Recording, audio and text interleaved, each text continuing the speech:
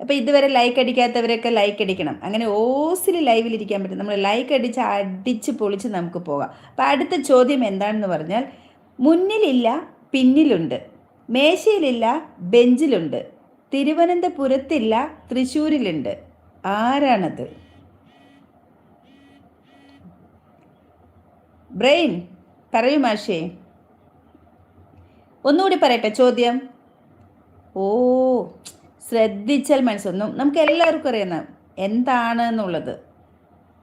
മുന്നിലില്ല പിന്നിലുണ്ട്, മേശയിലില്ല ബെഞ്ചിലുണ്ട്, തിരുവനന്തപുരത്തില്ല തൃശ്ശൂരിലുണ്ട്, ആരാണത്?